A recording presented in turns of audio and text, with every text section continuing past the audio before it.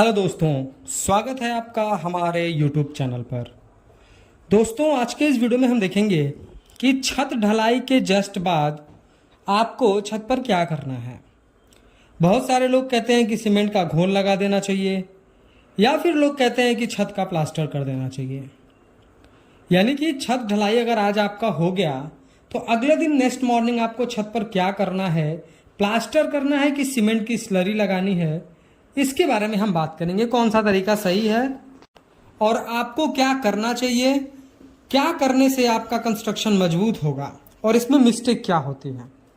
तो सबसे पहले आप ये जान लीजिए कि छत ढलाई के अगले दिन बाद ही अगर आप छत पर घोल लगाते हैं तो भी वो तरीका सही नहीं है, और प्लास्टर करते हैं तो वो भी तरीका बिल्कुल भी सही नहीं है। यानी छत ढलाई के अगले दिन बाद ना ही आपको छत पर घोल लगाना है सीमेंट का, और ना ही प्लास्टर करना है। दोनों कर देने से आपका बहुत नुकसान है। पहले छत पर घोल लगाने की प्रक्रिया को समझते हैं। ज़्यादातर लोग करते क्या है कि अगर छत की ढलाई कर दिया और इसके ऊपर अब छत नहीं बनवाना है, घर नहीं बनवाना है, उनका वो टॉप फ्लोर है, तो लोग क्या करते हैं कि वाटर प्रूफिंग करने के लिए या फिर ऊपर से चिकना करने के लिए, ताकि पानी आराम से बह जाए, उसके लिए लोग क्या करते हैं, सीमेंट की स्लरी लगा देते हैं। सीमेंट की स्लरी स्लैब के ऊपर लगाने का सिर्फ यही एक मोटो होता है कि उनको एक वाटर प्रूफिंग का सरफेस चाहिए, ताकि बरसात का पानी हो या फिर अगर छत पर पानी गिरता है तो वो तेजी से फ्लो हो जाए, वो हमारे स्लैब के अंदर जाकर के हमारे स्लैब को नुकसान ना करे। लेकिन ये तरीका बिल्कुल गलत है, क्योंकि अगर आप छत पर ढलाई के जस्ट अगले दिन बाद अगर आप उस पर सीमेंट का घोल लगा देंगे तो फिर सीमेंट के घोल को सूखने के लिए आप 24 घंटा छोड़ेंगे, क्योंकि जस्ट आप पानी डालेंगे तो क्या होगा, सीमेंट की स्लरी उखड़ने लगेगी। तो मान लीजिए कल आज आपने स्लैब की कास्टिंग करी, आपने पानी नहीं डाला स्लैब पे क्योंकि आपका कंक्रीट में भी मॉइस्चर है। अगले दिन मॉर्निंग से आपको क्यूरिंग करना है, पर आप क्यूरिंग न करके आप वहाँ पर सीमेंट की स्लरी लगा रहे हैं, और सीमेंट की स्लरी लगाने के फिर 24 घंटे बाद तक आप जो है उस पर क्यूरिंग नहीं कर पाएंगे। पर आपको सही तरीका क्या है, करना क्या है आपको कि सीमेंट स्लैब कास्टिंग के अगले ही दिन आपको मॉर्निंग से उस पर प्रॉपर क्यूरिंग करनी है। चाहे आप पॉन्डिंग मेथड से करें, चारों तरफ क्यारी बना करके, या फिर आप डेली उस पर पानी जो है आप डालें, ये आपके ऊपर डिपेंड करता है। यानी स्लैब की कास्टिंग के जस्ट अगले दिन से उसको क्यूरिंग की जरूरत होती है 28 दिन होता। पर आप क्या कर रहे हैं, आपने 24 घंटे बाद भी पानी नहीं दिया, फिर अगले 24 घंटे तक आप पानी नहीं देंगे, और ऊपर आप एक जो है वाटर प्रूफिंग का लेयर बना रहे हैं। इससे दिक्कत यह है कि अब आपने 48 घंटे पानी नहीं डाले, उससे आपका नुकसान। और अगला मिस्टेक क्या आपने कर दिया, सीमेंट की स्लरी लगा दी, उसके बाद हम पानी डाल रहे हैं तो कंक्रीट में पानी जा ही नहीं रहा है, नीचे कंक्रीट पानी एब्जॉर्ब कर ही नहीं पा रहा है, हाइड्रेशन प्रोसेस ही नहीं हो पा रहा है, तो उससे आपका कंक्रीट और वीक हो गया। और कुछ समय के बाद जब ये बारिश का पानी आता है तो ये सीमेंट की स्लरी उखड़ने लगती है। यानी कि आप जब सीमेंट छत ढलाई की अगले दिन मॉर्निंग में आप सीमेंट की स्लरी लगाते हैं तो आपका स्लैब भी वीक होता है, उसको क्यूरिंग नहीं मिल पाएगी, सीमेंट की स्लरी कुछ दिन बाद उखड़ने लगेगी, स्लैब भी कमजोर हो जाएगा। यानी ये चीज़ क्लियर हो गई कि ये एकदम गलत है। अब बात करते हैं प्लास्टर की। सेम क्राइटेरिया यही होता है, छत ढलाई के अगले दिन हमको क्यूरिंग करना है, आप उसके ऊपर प्लास्टर कर दे रहे हैं, तो रफनेस ना होने की वजह से वो प्लास्टर भी उखड़ने लगता है। तो इसमें क्या है, सिर्फ पैसे की बर्बादी है, मटेरियल की बर्बादी है, कोई फायदा नहीं है। इस तरीके का काम करेंगे तो एक तरफ से अगर थोड़ा भी सीमेंट की स्लरी उखड़ना स्टार्ट हुआ या प्लास्टर उखड़ना स्टार्ट हुआ तो वो पूरा खुल जाता है। तो अब सवाल आता है कि आपको करना क्या चाहिए। देखिए क्या करना है आपको, मैं आपको स्टेप वाइज समझाता हूं, जरा आप समझने की कोशिश करिए। सपोज आज आपने छत की ढलाई कर दी, छत ढलाई के जस्ट अगले दिन आपको अपने स्लैब की ऊपरी आपको स्लैब पर जाना है, और जो भी आपका ऊपर का सरफेस है उसको आपको पहले रफनेस करना है, रफ करना है। क्यों करना है, या तो आप ये अगले दिन करें अगर ठंड का मौसम है, नहीं अगर गर्मी का मौसम है तो आप छत ढलाई के 4 घंटे बाद ये काम कर सकते हैं। काम क्या करना है आपको, जब स्लैब में मॉइस्चर हो, गीला हो, गर्मी का टाइम है तो स्लैब ढलाई के 4 घंटे बाद ही, और अगर ठंडी का मौसम है तो आप 10 घंटे बाद भी करेंगे तो ये काम हो जाएगा। आपको तार ब्रश लेना है, रस्सी लेनी है, कोई भी ऐसी नुकीली चीज लेनी है, और उसके ऊपर आप चाहे तो झाड़ू भी यूज कर सकते हैं जो सीक वाली होती है।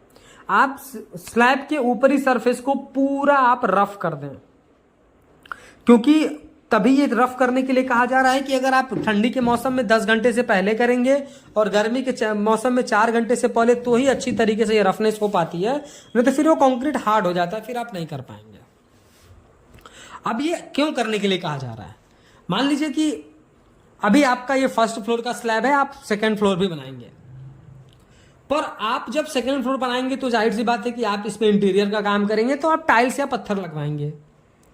अब जब फ्लोर में रफनेस नहीं होगा, क्योंकि जब हम स्लैब की कास्टिंग करते हैं, वाइब्रेटर चलाते हैं, तो जो हमारी सीमेंट की स्लरी होती है, जो हमारी सीमेंट का पानी होता है, वो हमेशा ऊपर की ओर आ जाता है और ऊपर का जो फेस है वो एकदम, जो सरफेस है वो प्लेन हो जाता है।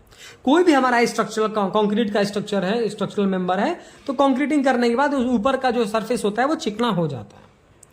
अब वो चिकना रहेगा, आगे चल के आपको टाइल या पत्थर लगाना है, फ्लोर में जो है रफनेस नहीं होगी, तो फिर आप टाइल या पत्थर लगाएंगे, या उसकी टाइल पत्थर लगाने के लिए जो आप कंक्रीट, जो आप मोटार यूज करेंगे, जो आप मसाला यूज करेंगे, वो अच्छे से बॉन्ड नहीं बना पाता है, टाइल आपकी खुलने लगती है, टाइल बजने लगती है, धीरे धीरे टाइल आपका टूटने लगता है, बैठने लगता है।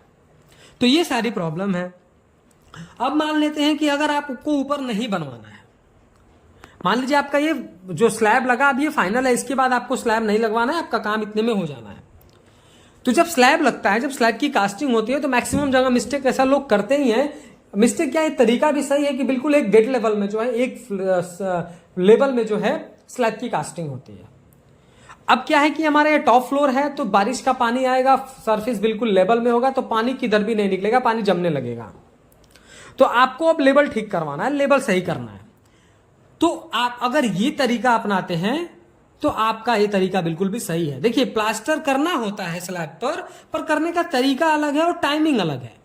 स्टार्टिंग में आप अगले दिन ही कर रहे थे, पर अगले दिन आपको नहीं करना है। अब आपको क्या करना है, कम से कम उसमें 14 दिन से 20 दिन तक आपको पानी भर के रखना है, उसको प्रॉपर स्लैब को क्यूरिंग देनी है। अब उसके बाद क्या करना है, अब आपके उस स्लैब को लेवल भी ठीक करना है और आपको क्या करना है, ऊपर वाटर प्रूफिंग भी करवाना है ताकि बारिश का पानी निकल जाए। प्लास्टर करना, क्योंकि हमारे कंक्रीट में क्या है कि सरिया पड़ा हुआ है, कंक्रीट हमेशा पानी के संपर्क में रहेगा, तो हमारा स्टील जो है भीगता रहेगा, तो हमारा स्लैब जो है नुकसान होगा। तो अब सही तरीका क्या है, लेवल भी हमारा ठीक हो जाए और हमारा काम भी वाटर प्रूफिंग का हो जाए। उसके लिए सबसे बेस्ट तरीका यह है कि जब आपकी कंक्रीटिंग हो जाती है, आपने उसको क्यूरिंग दे दिया, क्यूरिंग के बाद आपको अपने स्लैब के ऊपर से जो भी आपने पॉन्डिंग के लिए एक मोटार यूज करा है, वो मोटार को हटाना है, स्लैब को अच्छी तरीके से क्लीन कर लेना है। टार ब्रश से और पानी के हैवी फ्लो से आपको पूरे स्लैब को क्लीन कर लेना है।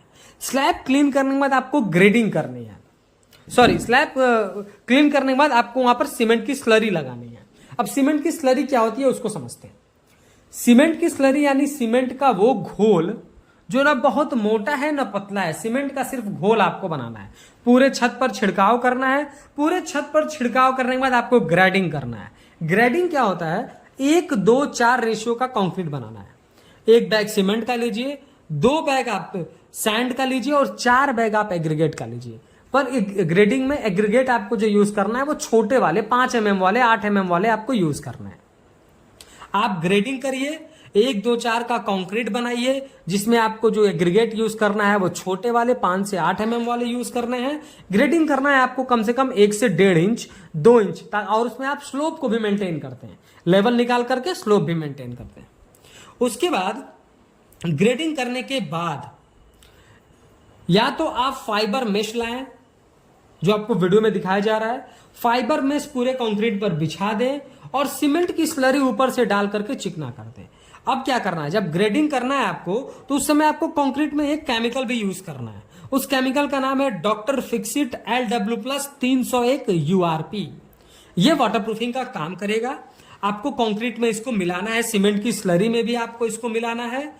सबसे पहले आपको क्या करना है कि स्लैब की क्लीनिंग कर लेनी है, फिर सीमेंट की स्लरी लगानी है, उसके बाद ग्रेडिंग करना है 1-2-4 के कंक्रीट से। या तो आप फाइबर मेश यूज करें या फिर आप मोटार बनाएं 1:4 का बिल्कुल थिकनेस, जो आधा इंच से भी कम आप यूज करें सिर्फ लेबल करने के लिए, क्योंकि जब एग्रीगेट रहेगा तो वो प्रॉपर तरीके से बैठेगा नहीं, वो फिनिशिंग नहीं आएगी। तो उस फिनिशिंग के लिए आप 1-4 का मोटार पतला यूज करें और प्रॉपर ऊपर से चिकना कर दें और सीमेंट की स्लरी लगा दें।